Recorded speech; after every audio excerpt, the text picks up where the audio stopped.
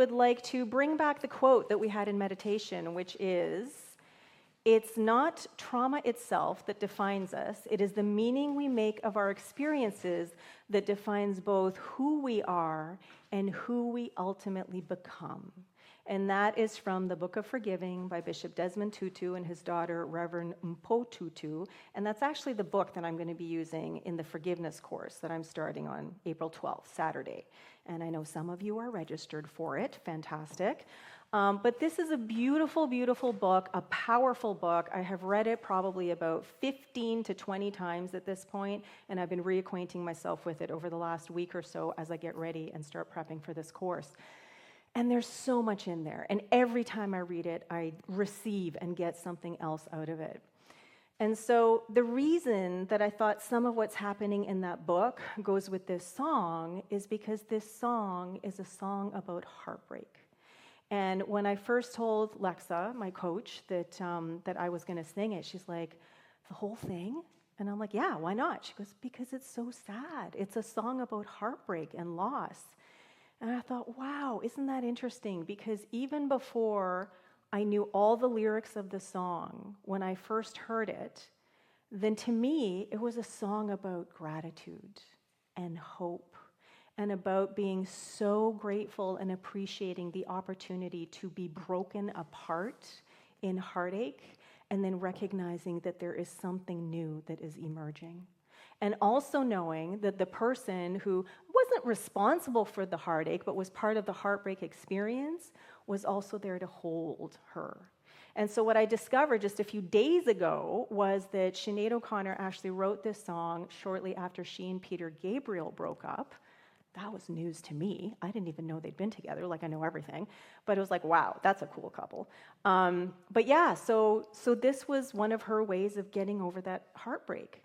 And so what a beautiful, beautiful song, and what a beautiful message for us about allowing ourselves to break apart, because when we do, there is something so profound and so beautiful that can emerge.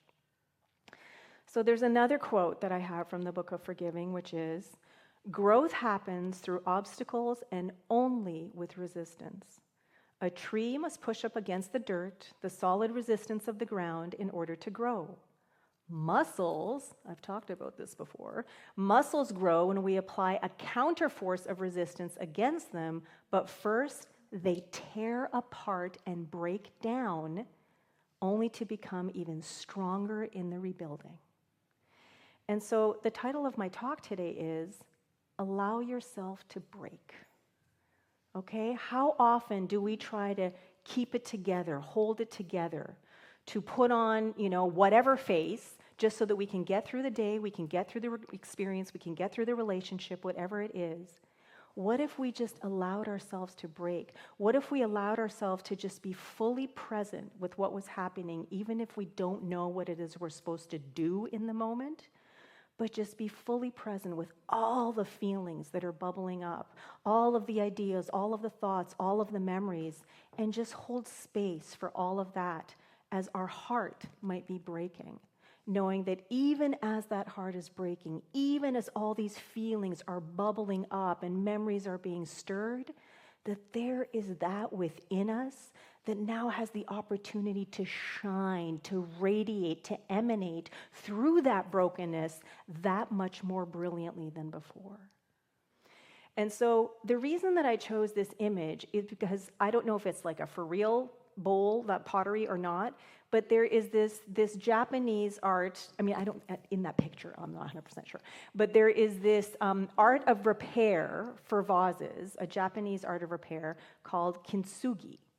And so when a vase breaks, it will be painstakingly put, and very, very compassionately put back together with lacquer that might have gold in it, or the lacquer and then gold painted afterwards. And this takes weeks or months even for just one vase to be repaired, because there is so much attention and focus put into it. But the whole point of it is that the symbolism of it is that the imperfections are part of who we are, and in the imperfection is absolute beauty. And in those imperfections and in that beauty is a strength that is so profound that that bowl, that vase, we are so resilient that we end up being stronger than we were before.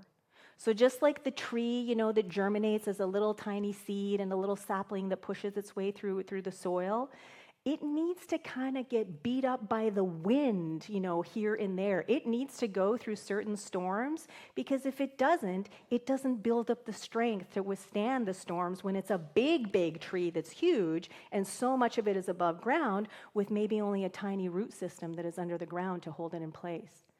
And that's the same thing with us.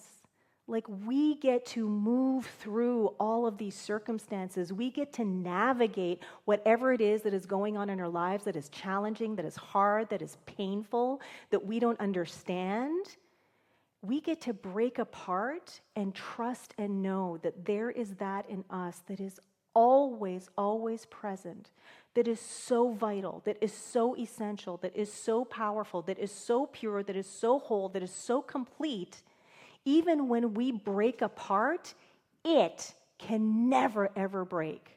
And that's what ends up coming through, and that's what ends up piecing us back together, allowing us to be stronger and more resilient and more beautiful than before.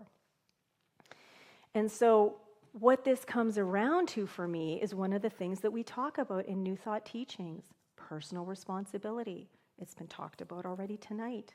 What is it that we are choosing for ourselves from one now moment to the next? What is it that we are focusing on?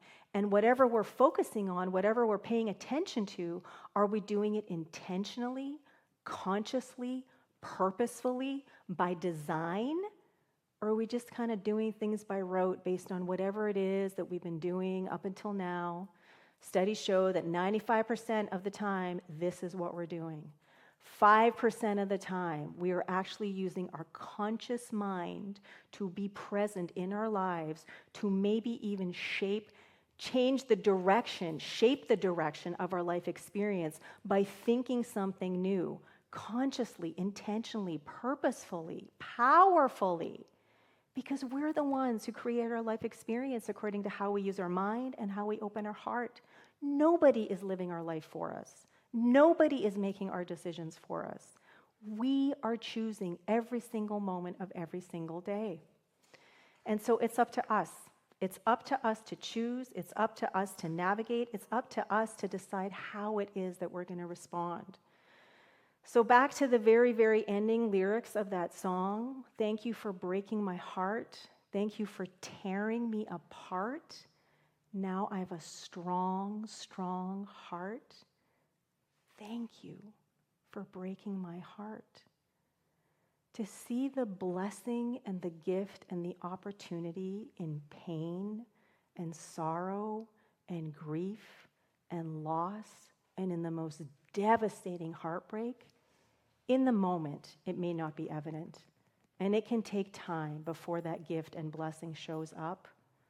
But I promise you, if you remain present to what is going on, if you really, really shift your focus and attention within on who and what you truly are, if you surround yourself with people who can remind you, maybe during times like Elevate on Wednesdays, but whatever it is, if that's what you choose, that's what's going to guide you. That is what's going to inform your life experience. That is what is going to support you as you piece yourself back together again. So I just want to leave you with one final quote. When we allow ourselves to break apart, we further activate the infinite power, creativity, and resilience of our being and open ourselves up to a new version of who and what we are. From that brokenness, through gratitude, appreciation, and forgiveness, we emerge stronger, more capable, more beautiful, and ultimately more aware of the love that we truly are. Thank you, and so it is.